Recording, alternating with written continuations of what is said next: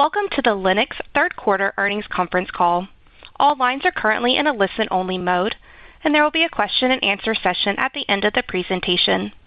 You may enter the queue to ask a question by pressing star and 1 on your phone. To exit the queue, please press star and 2. As a reminder, this call is being recorded. I would now like to turn the conference over to Chelsea Pulcheon from Lennox Investor Relations. Chelsea, please go ahead. Thank you, Katie. Good morning, everyone. Thank you for joining us as we share our 2025 third quarter results. Joining me today is CEO Alok Maskara and CFO Michael Quenzer. Each will share their prepared remarks before we move to the Q&A session. Turning to slide 2, a reminder that during today's call, we will be making certain forward-looking statements which are subject to numerous risks and uncertainties as outlined on this page. We may also refer to certain non-GAAP financial measures that management considers relevant indicators of underlying business performance. Please refer to our SEC filings available on our Investor Relations website for additional details, including a reconciliation of GAAP to non-GAAP measures. The earnings release, today's presentation, and the webcast archive link for today's call are available on our Investor Relations website at investor.lennox.com. Now, please turn to slide 3 as I turn the call over to our CEO, Alok Maskara. Thank you, Chelsea. Good morning, everyone. I am proud to report that Lennox maintained resilient margins and high customer service levels amidst a very challenging external environment. Our talented team worked tirelessly with our loyal customers and channel partners to deliver these results, and I am very grateful for their hard work. Our results were also fueled by our recent investments, which will accelerate our growth and expand our margins as the industry turns the corner into a brighter 2026. Let us turn to slide 3 for an overview of our third quarter financials. Revenue this quarter declined 5% as growth initiatives and share gains were unable to fully offset the impact of soft residential and commercial end markets. Ongoing channel inventory rebalancing and weak dealer confidence following the regulatory transition created more complexity for the quarter. Our segment margin was 21.7%, a record for the third quarter. Operating cash flow was $301 million, which was lower than last year, as a sharp industry decline has temporarily elevated our finished goods inventory levels. Adjusted earnings per share was a third quarter record of $6.98, a 4% year-over-year increase. HCS segment profit margin expanded by 30 basis points as the team executed meaningful cost actions to offset industry headwinds. HCS revenues declined 12% as the residential industry faced a weak summer selling season and as both contractors and distributors rebalanced inventory post-regulatory transition. BCS segment results were impressive as profit margins expanded 330 basis points and revenue grew 10%, even though the end markets remained weak. The team was able to offset end market conditions with rigorous execution of growth initiatives such as share gains in emergency replacement, business development in refrigeration, and full lifecycle value proposition in commercial services.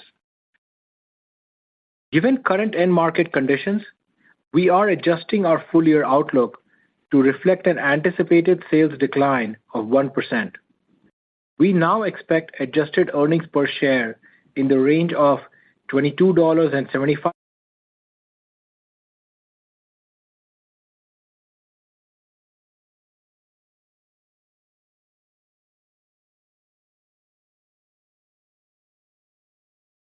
Now, let's move to slide 4 to discuss how our recent acquisition will increase the attachment rate for our parts and accessories. Differentiated growth at Lennox is driven by 4 growth vectors: heat pump penetration, emergency replacement share gains, higher attachment rates for parts and services, and total addressable market expansion through joint ventures such as Samsung and Ariston. Our bolt-on acquisition of AES Industries in 2023 helped accelerate the attachment of commercial services and was a tremendous success based on financial and strategic metrics. As a result, our commercial services business has more than doubled over the past 3 years. Similarly, the recent acquisition of Duro Dyne and Supco will help accelerate attachment of parts and accessories across both HCS and BCS segments. The acquired business has annual revenues of approximately $225 million and a solid growth trajectory with strong margins. This acquisition meets our discipline criteria and will be accretive in 2026. The acquired business provides Lennox with additional products, brands, and distribution scale to accelerate the growth of our parts and accessories portfolio.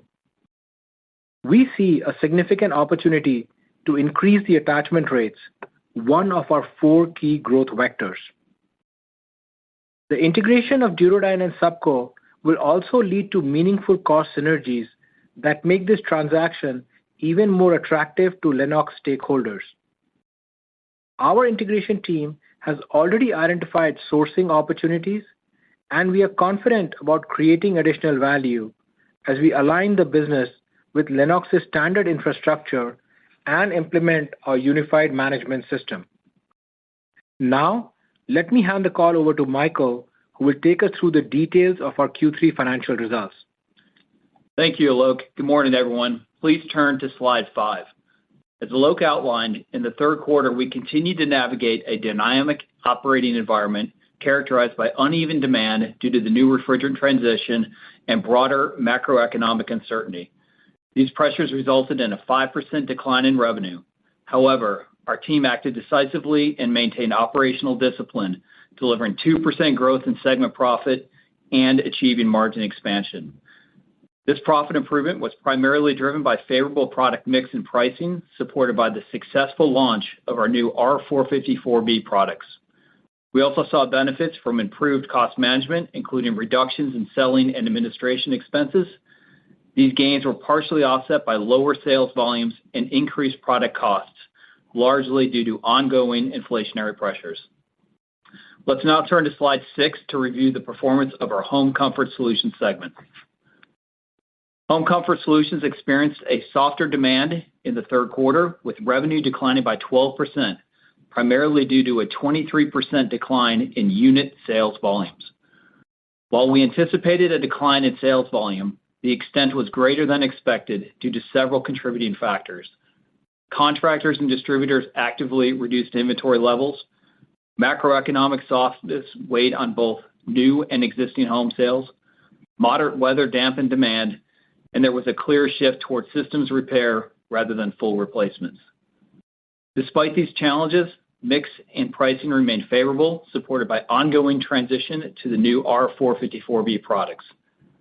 On the cost front, inflationary pressures on materials and components continue to weigh on product costs. These headwinds were partially offset by successful tariff mitigation strategies and sustained improvements in operational efficiency driven by targeted cost actions. We also benefited from SG&A cost reductions, though these were partially offset by ongoing investments in our distribution network. Moving on to slide 7. Building Climate Solutions gained momentum in the quarter, delivering a strong 10% revenue growth, driven by a 10% benefit from favorable product mix and pricing, while volumes were flat. Like commercial HVAC, which represents approximately 50% of BCS revenue, continued to see year-over-year declines in industry shipments. Despite these market headwinds, we maintained volume levels through share gains in emergency replacement products and solid growth across our refrigeration and service offerings. On the cost side, material inflation remained elevated, but was partially offset by gains in factory productivity as our new facility continues to enhance operational efficiency. Turning to slide 8, let's review cash flow and capital deployment. From a free cash flow standpoint, we are revising our full year 2025 guidance to approximately $550 million. This adjustment reflects elevated inventory levels driven by lower than expected sales volumes. We expect inventory levels to normalize in 2026 while continuing to support strategic investments in commercial emergency replacement and the launch of our new Samsung ductless product line. The $550 of free cash flow includes approximately $150 million in capital expenditures, primarily focused on expanding our distribution network, enhancing the customer digital experience, and establishing multiple innovation and training centers designed to help our customers succeed in their local markets. On capital deployment, we have repurchased approximately $350 million in shares year to date, and with $1 billion remaining under our current authorization, we will continue to opportunistically repurchase shares. We also continue to evaluate strategic bolt-on acquisition opportunities that enhance our distribution capabilities and expand our product portfolio.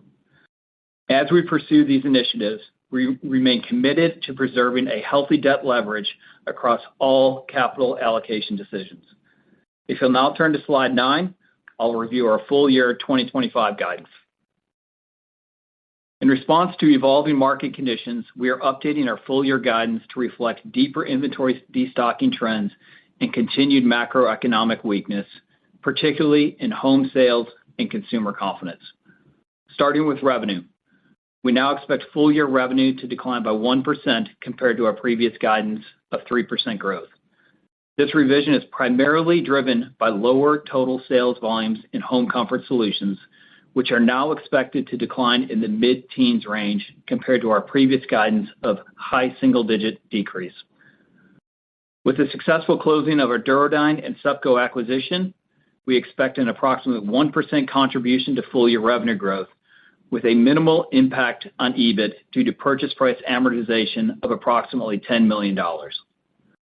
On mix and price, we continue to expect a combined benefit of 9%, consistent with our prior estimate. Turning to cost estimates, we now expect cost inflation to increase total cost by approximately 5%, down from our prior estimate of 6%. This improvement is driven by successful tariff mitigation efforts and additional cost actions.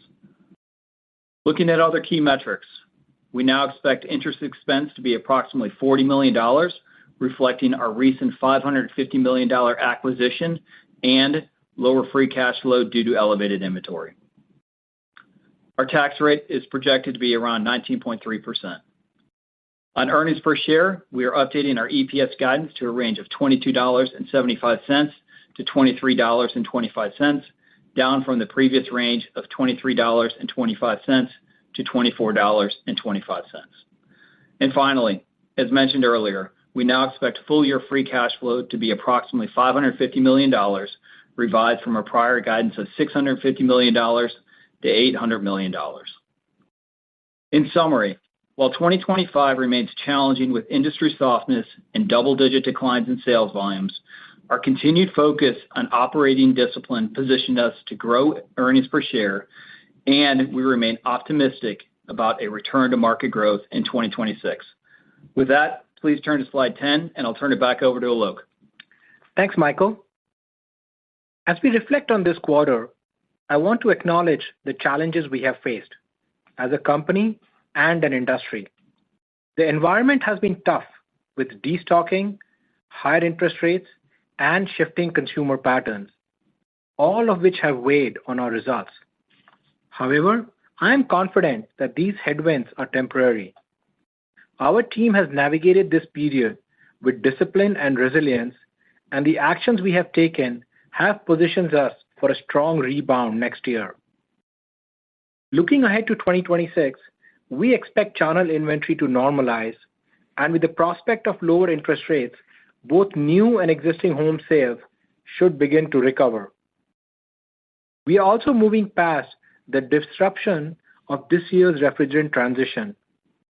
While dealers were understandably cautious due to industry-wide canister shortages and supply chain friction, we expect dealers to regain confidence as the transition-related component shortages are finally in the rear view.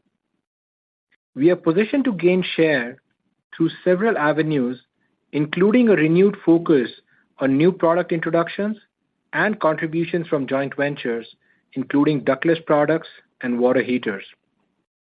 Of course, we are mindful of some headwinds. As economic pressures persist, we anticipate higher demand for value-tiered products, along with elevated repair activity in lieu of system replacements. As federal energy efficiency incentives sunset, they may create some additional uncertainty.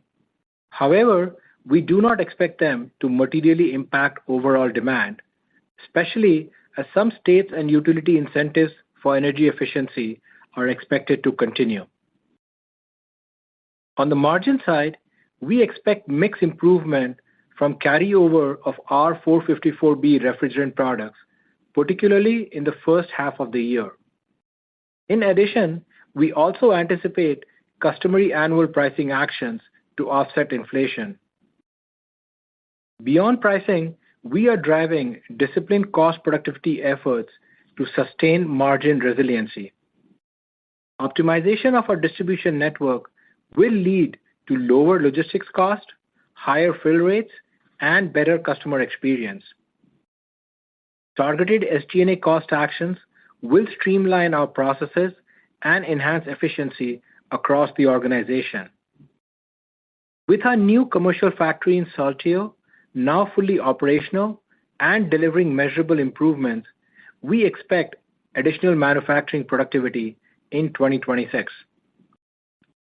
At the same time, we are making strategic investments that strengthen our foundation for future growth, including digital front-end tools that simplify how our businesses work with our dealers. Expansion of our distribution network enhances our capabilities and reach, and the addition of new innovation and training centers accelerates product development and dealer loyalty. We continue to closely monitor inflation, tariff, and rising input costs across commodities, components, healthcare, and benefits. However, our disciplined cost management, effective pricing, and focus on operational excellence gives me confidence in our ability to navigate these pressures while sustaining margin resiliency. Now, let's turn to slide 11 for why I believe Lennox outperforms the industry. As highlighted last quarter, our strategic focus has not wavered.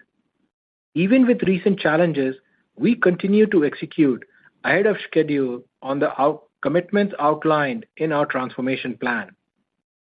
Looking forward, we expect growth to accelerate, supported by consistent replacement demand and initiatives across digital enablement, ductless solutions, commercial capacity, and the parts and services ecosystem. Cost productivity has become increasingly important to maintain resilient margins, and we are achieving this without compromising growth investments. We continue to make targeted investments to elevate customer experience and product availability. Simultaneously, we are scaling our digital capabilities across both product offerings and customer touchpoints, leveraging proprietary data and broadening our portfolio of intelligent controls. This progress is made possible by a highly talented team and a culture rooted in accountability and results. I remain confident in our strategic direction and am committed to delivering sustained value for our customers, employees, and shareholders. I firmly believe our best days are ahead. Thank you. We'll be happy to take your questions now. Katie, let's go to Q&A. Thank you. At this time, if you would like to ask a question, please press star one on your telephone keypad. You may remove yourself from the queue at any time by pressing star two. Once again, that is star one to ask a question. We will pause for just a moment to allow questions to queue. Thank you. Our first question will come from Ryan Merkel with William Blair. Your line is open. Hey, everyone. Thanks for the question and nice job on margins. Thanks, Ryan. Good morning. Good morning. My first question is just, Alok, can you put the residential volume declines into perspective a little bit more? Comment on, what was the performance of one-step versus two-step? And then if you excluded the destock, any sense for what sell-through volumes would be for resi in the quarter? Yeah, Ryan, what I can do is I'll give you some clarity. On the total sales within Q3, we saw total sales on sell-through down about 10% and about 20% down on sell-in. So that's total sales, which would include the price mix benefit. Alok, did you want to talk about that? Yeah, and I think, Ryan, one thing that's been very clear to us during this quarter is when we look at our sales to our contractors, or whom we call dealers, they also were holding inventory. And in some cases, it was more than we thought. So as we've gone around and spoken to hundreds of our contractors and dealers, we have realized they have done some destocking as well. So it's not purely as the numbers are coming through. So I think there was destocking happening on both sides. But if your question is taken differently and said, what do we believe the consumer demand for this looks like? We do think it's weak, impacted by interest rates, impacted by housing stock that's not turning over as it used to be, and in some cases, impacted by the type of a summer we had. For the past 10 summers, were the hottest summer on record for the 10 years. So I think that also impacted our relative sales. And Ryan, I'll just add on the parts and supplies. We did see some growth on parts and supplies in our business, which suggests that there is a bit of a trend toward more of a repair versus replace. Right. Okay, thanks for that. And then my follow-up would be on fourth quarter margins. Third quarter was much better than I expected, but sequentially, the margins are coming down a little more than I would have expected on sort of similar volume declines in 4Q versus 3Q. So what are some of the key assumptions there that you can unpack for us? Sure. I think, Ryan, the biggest one is we are pulling back on manufacturing to right-size our inventory level, and that's the absorption benefit that we had in Q3 would be less as we look forward to Q4. That's probably the single largest factor, Ryan. Got it. All right, thanks. I'll pass it on. Thank you. Our next question will come from Damian Karas with UBS. Your line is open. Hey, good morning, everyone. Morning. Morning, Damian. So just a follow-up question, thinking about this channel inventory destocking. What's your sense on, when the inventory levels will be more normalized? Is that going to happen kind of sooner rather than later, or is this going to kind of be a trend that we see through the first half of next year? And getting the sense that the destocking is not just kind of a two-step. I think you mentioned also on the one-step side. Is the reality that maybe some of the contractors out there just have been carrying more inventory than you guys have suspected? Yeah, I think we talked about in the past that many of our contractors rented barns and put inventory in the barns during COVID situation. Now that the supply chains have improved and our own lead times are down to 1 or 2 days, they no longer feel the need to maintain that extra barn full of inventory. So these are not months of inventory that our contractors were carrying, but they were carrying a few weeks of inventory. And that destocking did take us a little bit by surprise. But I think in a way, it's testament to the improved industry lead times and just the lack of confidence they had after a weak summer selling season. Okay, that's helpful. And then I wanted to ask you about the BCS segment. Obviously, that's you're seeing some nice trends there and relative strength. When the dust settles on 2025, where do you think you'll be in terms of the emergency replacement market share? And what do you view as achievable thinking about 2026? Yeah, we're really pleased with the progress in emergency replacement. It started with the factory, getting the inventory availability, getting it all deployed. So we saw significant growth nearly 100% growth on a very small base of emergency replacement in the quarter. To put in perspective, if you look at the total BCS segment, about 5% of the revenue is emergency replacement. We see a lot more growth potential there because we didn't fully catch the full season with emergency replacement. So we're ready for next year. We've got the inventory deployed, and we see multi-year growth within that channel. Thank you very much. Good luck. Thanks. Thank you. Our next question will come from Nigel Coe with Wolfe Research. Your line is open. Thanks. Good morning, and really, really good job on the margin preservation. Really, really impressive, Alok. And Mike as well, of course. Just on going back to the inventory, obviously your inventory levels are quite high, pretty flat Q-over-Q, which is very unusual. I'm just want to make sure that the bulk of that would be within your captive distribution network, which seems to suggest that maybe inventory levels across the industry are still a pretty high level. So I just want to maybe just kind of double click on that inventory number. Is it a buildup of emergency replacement inventory? Just some context there, because it does look like we've got a fair ways to go here on the destock. Yeah, I think from our inventory levels, it's true. It's mostly in the direct-to-contractor level. And I think we were cautious and optimistic going into the quarter, hence we have got more inventory than we would have liked to be. I didn't fully answer the question that was asked in the last question as well. It's hard to predict when the destocking would be over.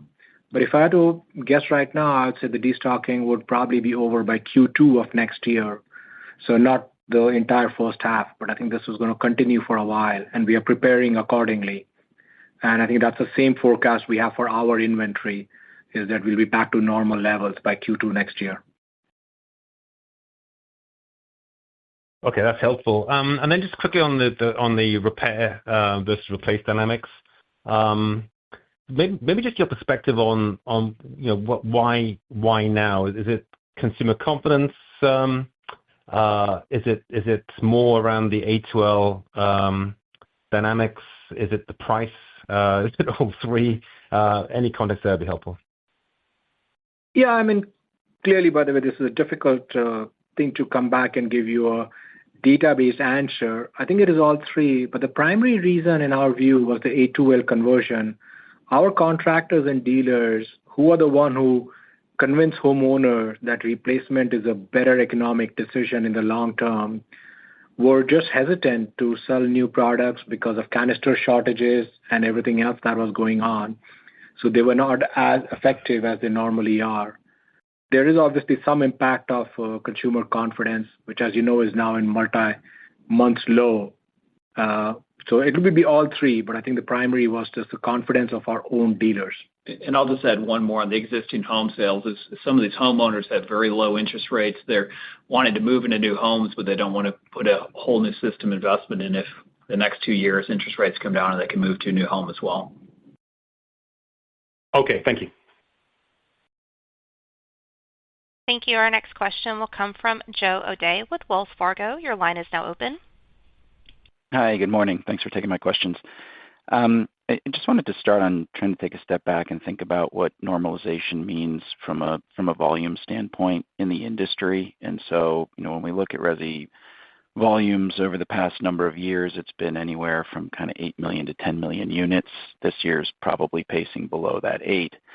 But, as you think about a setup for a return to normalization as we head into next year, how you think about that, and in particular, if we're still in a period of time where we've got lack of turnover in existing homes, we're waiting on interest rates, just how it all comes together to think about industry volumes for you next year. Yeah. As you know, that's been a hard thing to predict. And our goal, being one of the smaller players in the HVAC industry, has always been to outperform the industry, no matter where the industry goes. I mean, the 8 to 10 range, as you mentioned, has been the range, and this year is abnormally low, and that we can be 100% confident is due to destocking. Then if you look at the actual number of units that go on the ground, I think that's obviously a higher number. I would say the normal next year that we are going to be working through and we'll probably have more details when we are declaring Q4 results in January next year. We look at a number closer to a 9-ish to 10 million number for the industry as a normal year for 2026. But a lot more to come. We want to see how Q4 comes through, but I do think a normal is closer to a 9 to 10 million for next year. Perfect. And then also just wanted to touch on pricing and how you think the industry will approach pricing moving into next year. When you think about coming out of a period with minimum efficiency and then A2L, the amount of inflation that customers have faced. I think we think about a normal algorithm where maybe we're looking at list that's kind of mid-single and realization that's sort of 1 to 2. Are we in a place where that can repeat, or just given the amount of price that's hit the market, is that something that could be difficult? Sure. So I would first say I was pleased with the industry's pricing discipline in this year, both for A2L conversion and to offset tariff. We saw a uniform approach across all the key competitive players, so we were pleased with that. In some pockets, such as residential new construction, we chose to walk away from businesses where we were losing money or were low margin. And I think that's probably the one area you would see some impact for us going forward is we would not be taking negative margin businesses that is often associated with new construction. The answer to your broader question for next year, I do think we would all be looking at pricing to offset inflation. I mentioned that in my script a little bit, and I think it's going to be similar to what has happened in the past. Now, keep in mind, 2026, we'll have some carryover effect, both from tariff-related pricing and from A2L-related mix. But I do think 2026, you will find pricing would again offset inflation, which would probably be in the range that you were referring to earlier. Great color. I appreciate it. Thank you. Thank you. Our next question will come from Julian Mitchell with Barclays. Your line is open. Hi, good morning. Maybe just wanted to start with the sort of operating margin trajectory. So I think the guidance implies, sort of flattish operating margins year on year in the fourth quarter. Wondered within that if you could unpack maybe any sense of magnitude around how much HCS is down year on year because of that underproduction. And when we're thinking about the margin headwinds from underproduction and also from acquisition amortization, how severe or how long through next year or the next several quarters are those expected to last? Sure, I'll take that one, Julian. Yes, on the full year guide, we're still projecting our ROS to expand, our profit margin expansion of about 50 basis points. And that includes some headwinds that we have with the Breeze acquisition, where we're picking up revenue with zero EBIT on that. And within that guide of 50 basis points improvement for the segment, we have the HCS full year up slightly from a ROS expansion, BCS kind of flat. And then on the corporate expenses, we see them go corporate gains, losses, and other going from about $120 million last year, closer to the $105 to $100 million this year. So still real pleased with the margin trajectory. It implies about a 20% decremental in the fourth quarter. So we think that's a good guide. And then your second question for next year, yeah, we'll continue to see some absorption go through the first quarter. Normally, what we do in the first quarter of every year is we grow inventory by about $150 million to achieve the summer selling season. We already have that inventory, so we'll see a little bit of absorption headwind in the first quarter of next year as well.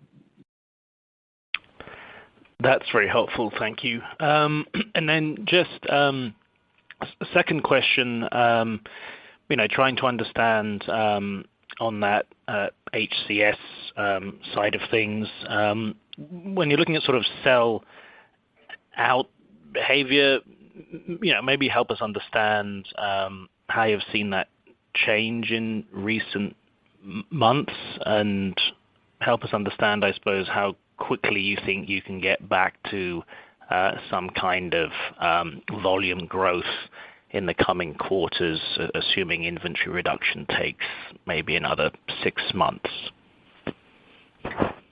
Sure. I mean, I will try and tell you, things are no longer getting worse. So let's start with that. I mean, we are now at a stage where we have bounced along the bottom, and I'm starting to see some green shoots and looking at some growth going forward.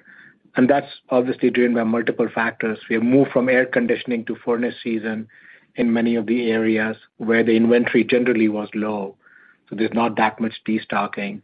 And also, I think some of the bad news around consumer confidence, tariffs, and all that's kind of coming up in the rear view mirror. So if you put that all together, we remain confident about growth next year, especially as this destocking. I do think it'll be about Q2 next year where destocking ends and we start looking at meaningful growth numbers. But net, I would expect 2026 to be a growth year for both the segments. That's great. Thank you. Thank you. Our next question will come from Tommy Moll with Stephens. Your line is now open. Good morning, and thank you for taking my questions. Morning, Tommy. On the fourth quarter outlook, really the implied outlook you can infer from your guidance for the HCS volumes. Is there a finer point you can give us on the direct versus two-step expectations? It's only a quarter, but the comps there are substantially different if we just look at the 4Q performance from last year. Just so we're not surprised a quarter from now, is there anything you would frame for us in terms of the expectations there? Tommy, I'll start by saying our forecast in Q3 and expectations did not turn out to be true. So it's hard for us to give you something with a lot of confidence. We simply took our Q3 direct versus indirect and applied that to Q4. So we took a Q3 actuals, applied that to Q4, which would mean that obviously the two-step would decline more than one step. So that part is going to be true. We do see the parts and accessories growing across both, but growing more in the two-step than in the one step. And the one step where we have higher exposure to residential new construction, that seems to impact us as well because that has remained pretty weak. So net, I mean, we essentially took our Q3 performance on one step versus two step and applied that to Q4 as the kind of best guess we can have at this point. And so far as we have looked at 3 weeks of October, I think we are right close to our expectations. Thank you, Alok. Wanted to follow up with a question on the acquisition. I know you don't want to get too specific on what the accretion might be in 2026, but similar to my last question, just anything you can do to frame the art of the possible or what's reasonable here. Are we thinking low single digits just on a percentage for accretion in 2026, or is there anything you would do to frame expectations for us? Yeah, we're going through and doing a lot of the work on the final purchase price allocation. I think that's going to be the amortization around that a big driver for next year. But overall, we do see accretion. I mean, it could be somewhere to the 30 to 40 cent range. We have some more work to do on it, but it's great business. 25% EBITDA margins before we look at purchase price amortization. So it should be incremental from an EBITDA margin perspective as well, and definitely on the top line growth accretion as well. Thank you, Michael. I appreciate it, and I'll turn it back. Yep. Thank you. Our next question will come from Chris Snyder with Morgan Stanley. Your line is open. Thank you. Alok, earlier you were talking about maybe part of the pressure this year is that the dealers' incentives maybe weren't aligned with the OEM incentives, and they were pushing more repair given the supply chain challenges. I guess, do you think there is risk into 2026 that these incentives will remain misaligned just because, as we move through the refrigerant transition and homeowners have to replace both the indoor and the outdoor unit, that delta between the repair and the replace bill is widening, which would just kind of keep that maybe misalignment in place? Thank you. Thanks, Chris. I think the biggest cause of why our contractors did not push replacement as much as they do normally was a shortage of canisters. They were just not comfortable selling a 454B unit when they were not sure if they would have a canister and be able to top off the system as required. So they were more willing to do that. That's firmly behind us at this stage. There is sufficient supply of 454B canister.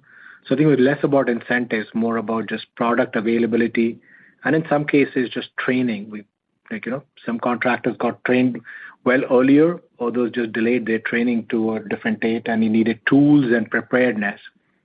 So I think from an incentive perspective, it was less of an issue. The indoor versus outdoor thing, that's kind of settled down pretty well.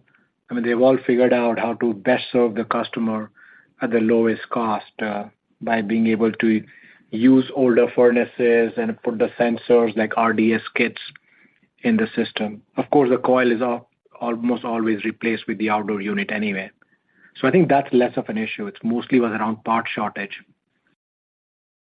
Thank you. I appreciate that. And then I guess maybe turning to Q4, and I know this is a very difficult market to forecast, but I guess, it seems like we're effectively calling for unchanged volumes in resi versus a comp that's about 10 percentage points harder in Q4 versus Q3. And the destock doesn't seem to be letting up. It seems to be going into about Q2 of next year. So, obviously better 2-year stack in Q4 versus Q3. Are there any positive offsets here that could keep that growth unchanged versus the more difficult comp into Q4? Thank you. I think from our perspective, putting the destock thing aside, because I think all the OEMs we were caught with greater surprise and the destock was more than we expected. We do see the green shoots, right? The lower interest rates and the resulting impact on mortgage rates, that's been positive. All the conversations with our customers is more optimistic these days, given where the mortgage rates are trending. We also see home builder confidence finally turning the corner. It's still not great, but it's turning the corner. I expect new home sales to maybe languish, but existing home sales to pick up from next year. So we see those. And I think finally, when a lot of units got repaired instead of replaced, all they did is tag on a year or two to the life of the unit, and that creates a pent-up demand situation, which will start coming loose as well. So net-net, that's what gives us confidence on 2026 being a growth year, despite all the factors that we talked about earlier. Thank you. I appreciate that. Thank you. Our next question will come from Noah Kaye with Oppenheimer. Your line is open. Thanks for taking the questions. I guess on the 2026 early thinking, you highlighted meaningful JV growth from Samsung. Can you dimension what meaningful would look like? Is that a point or two of growth top line?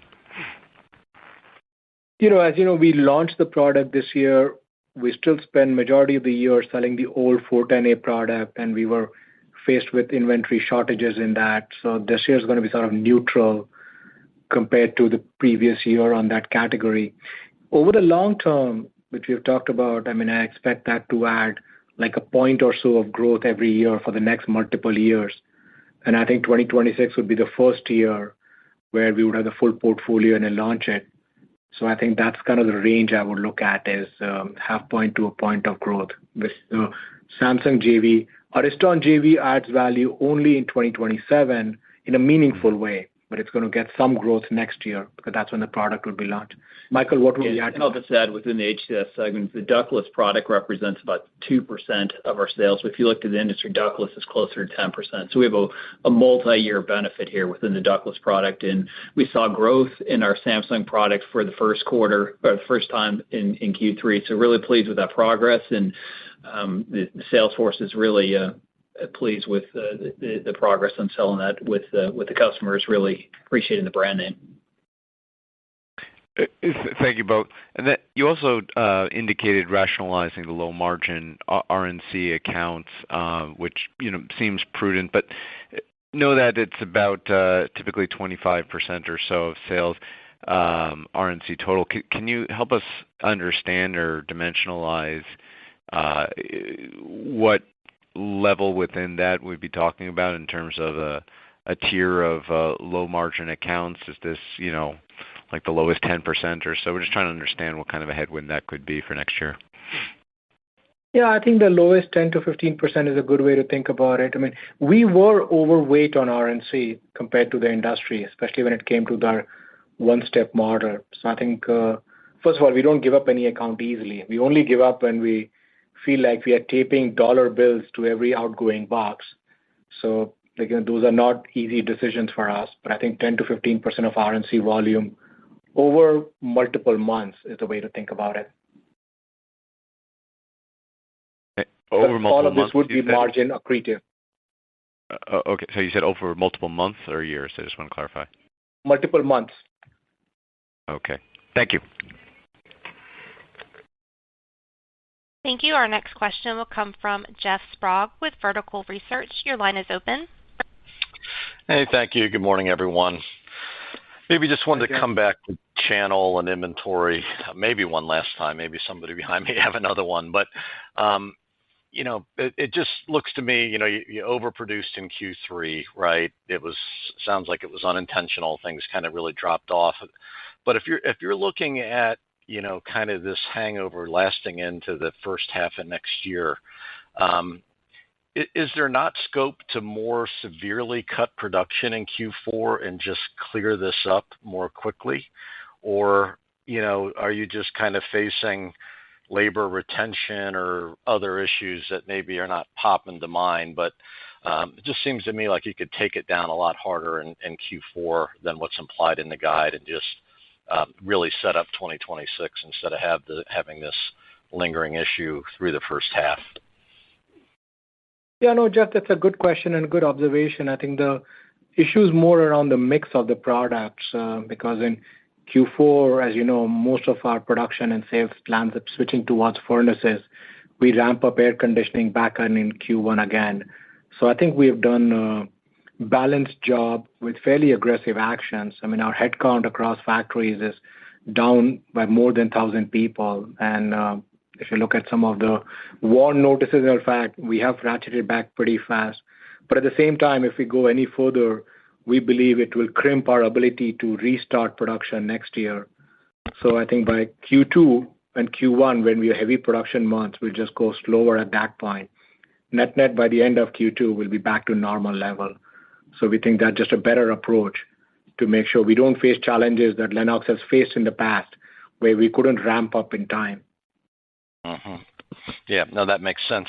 And then just thinking about your comment about the value tier, I think the value tier has shrunk over the years, right, as the SEER levels have moved up and up and up. But how big is that tier for you now in 2025? Like, how much of your business would you characterize as operating in kind of the lowest possible price point in your portfolio?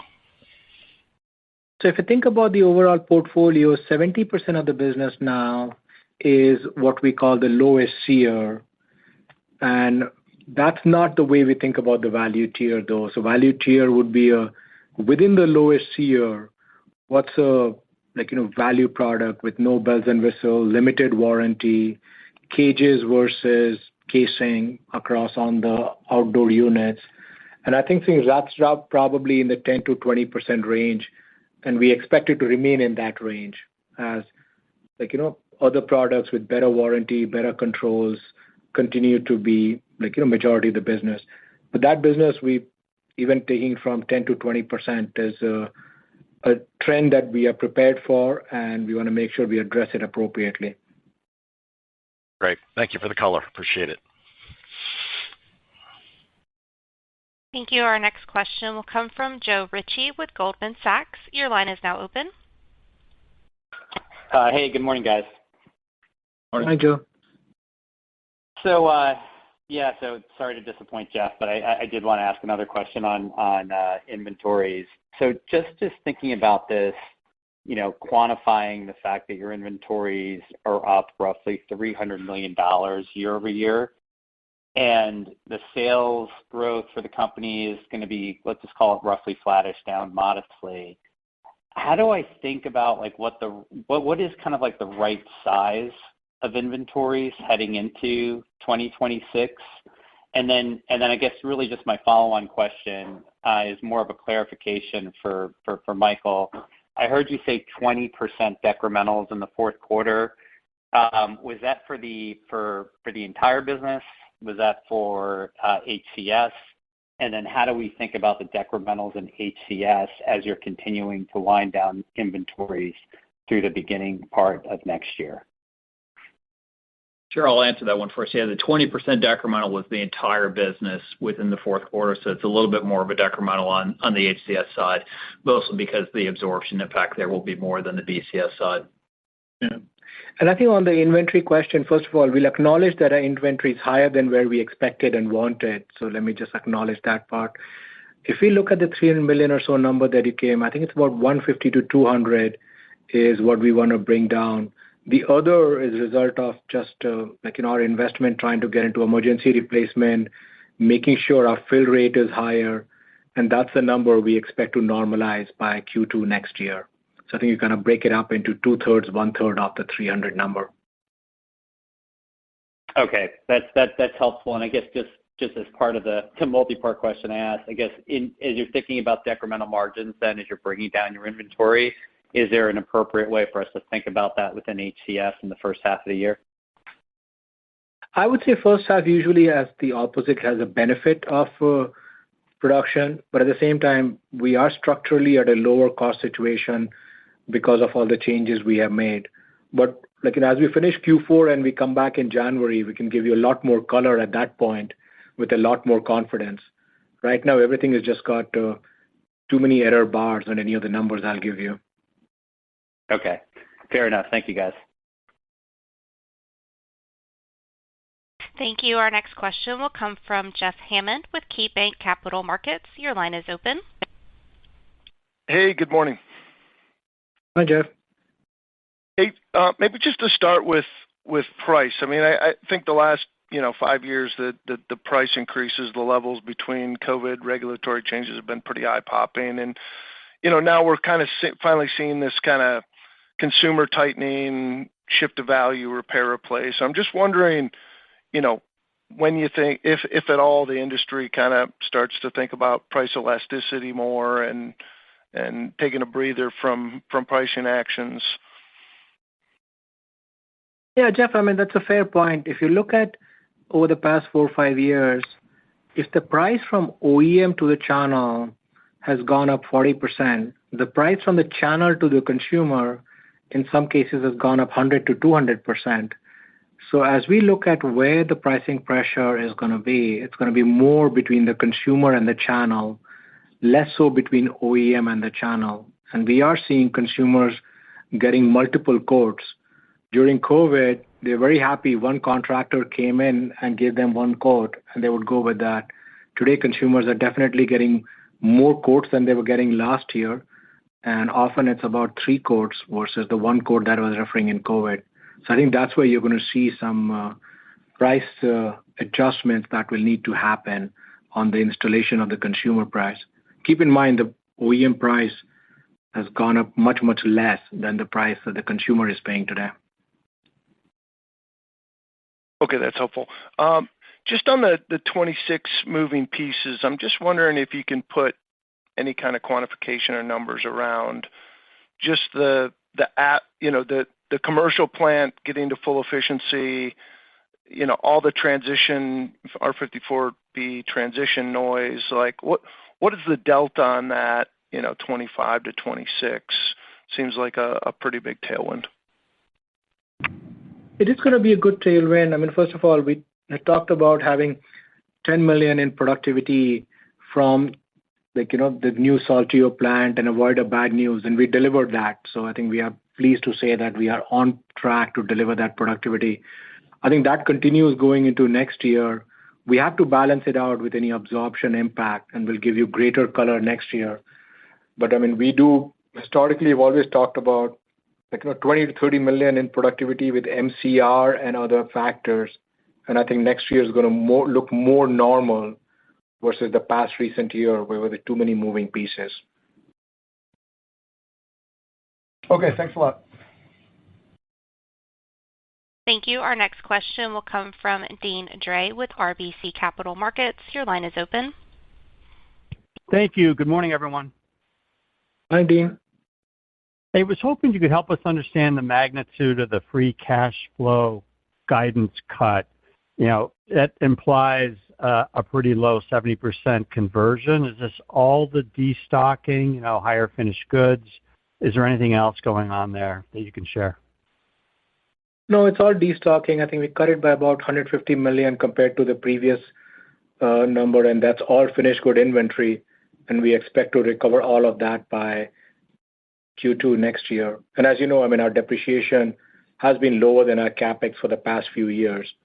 And I think that continues as we have invested more in the business. Great. I appreciate that. And then on the new factory, you said it's fully operational. So what kind of efficiencies are you expecting to be realized in 2026? And maybe just kind of give us some examples. Sure. So I think there are two specific things that I'll point out to, right? One is we had startup inefficiencies all through the first half of this year. We won't have that. So I think that's part of it, what you're going to see immediately. There were transfer costs, especially in Q1 of 2025, where we had talked about and we had some moves go wrong, and we had taken some hits to our margin, significant hits to our BCS margin in Q1 because of that. And then finally, keep in mind that the labor arbitrage that we get by making these products in Saltillo versus making them in Stuttgart, that's going to add to as well. So one whole bucket startup inefficiency and others just a labor arbitrage. And I'll just add to that. It's taking some pressure off the existing factory in Stuttgart, Arkansas, which is helping drive some efficiencies there as well. That's real helpful. Thank you. Thank you. Our next question will come from Steve Tusa with J.P. Morgan. Your line is open. Hi, good morning. Morning, Steve. Can you just maybe help quantify what you think the over-absorption benefit was? I mean, you said you're going to get some under-absorption, but any kind of rough math, I would assume it's in the kind of tens of millions, but there's kind of a wide range on how that calculation can be kind of complex. So maybe just a bit of help on that front. Sure. Yeah. So within Q3, there really wasn't an absorption kind of benefit or hit. It's the fourth quarter where we're going to see an impact. And if you think about our cost of goods sold, about 15%-20% of our cost of goods sold are factory costs. So you can kind of do some math there to figure out, depending on how much we're going to reduce down the factory to normalize some inventory, it will have an impact within the fourth quarter. Okay, but I mean, you don't get a benefit from kind of overproducing though, and putting that cost in inventory. No, I think in the beginning of Q3 we had higher production and we did ramp it down substantially towards the second half of Q3. So I think Q3 I would call it neutral. Q4 is when we see the full hit. I mean, most of the inventory growth was by the second quarter. Oh, okay, that makes sense. Are you guys seeing any in the channel? I mean, there's some online pricing stats that look relatively weak. I mean, are you seeing anybody kind of get out of line from a price competition perspective here? I mean, you guys are not chasing the low margin RNC business, I guess. Anywhere else where you're seeing competitors try and pick away from a market share perspective? I mean, the industry remains competitive. I mean, we see account by account battle everywhere. But in general, all OEMs have maintained the pricing that we got through 2L pricing due to tariff, and we think that continue. A lot of the online and skirmishes are all, again, between the contractor and the consumer, less so between the OEM and the contractor. So no change in any behavior that we can call out, besides the low-margin RNC business that I called out earlier. Okay, great. Thanks a lot for the color, as always. Appreciate it. Thanks. Thank you. Our next question comes from Brett Linzey with Mizuho. Your line is open. Hey, good morning. Yeah, thanks. Wanted to follow up on free cash flow. Obviously, a lot of moving pieces this year with the regulatory transition and the ramp on emergency, but sounds like that normalizes next year. But you also do have potentially some load in from NSI as you move through the one step. So hoping you could maybe frame some of those moving pieces in the next year and what the conversion could look like. Yeah, we expect good conversion next year. I mean, NSI will sort of clearly call out, but NSI, we are getting it at a fairly healthy or even better than healthy level of inventory. So I don't expect any specific load-in impact of NSI. If anything, I think once we get through all the accounting and intangible amortization and inventory setup, I expect NSI to convert free cash at a pretty high level. So I think the biggest impact would be reduction in finished goods inventory level. So whatever we reduce this year would be a gain next year. Understood. Just one more on resi, and I'm looking to maybe drill down on the magnitude and the scope of the consumer trade down. And I guess in the context of regional variances or any correlation to regions that maybe had cooler weather conditions as a determinant for the repair decision, or was it, it's fairly broad-based on this trade down that we're seeing? We saw more of that in the Northeast, and I'm not sure if it's related to the weather pattern. I think it's probably more related to just different states of the economy. We don't see as much that in the southern states because that's where, air conditioning is just super important and people know that this thing will break versus in other areas, they might look at that. So I wouldn't say there's a specific regional trend. Also, as you know, all of this is a bit of a guesswork and based on anecdotal data. There's no scientific data that's available. But what we have seen is increase in spare parts sales, increase in our coil sales, which is typically used for replacement. And I think that's how we put this hypothesis together. We do think a lot of that turns around next year when the canister availability is no longer an issue. Our contractors are fully trained on R-454B, and I think with lower interest and consumer confidence will also help. All right, appreciate the detail. Thank you for joining us today. Since there are no further questions, this concludes Lennox 2025 third quarter conference call. You may disconnect your lines at this time.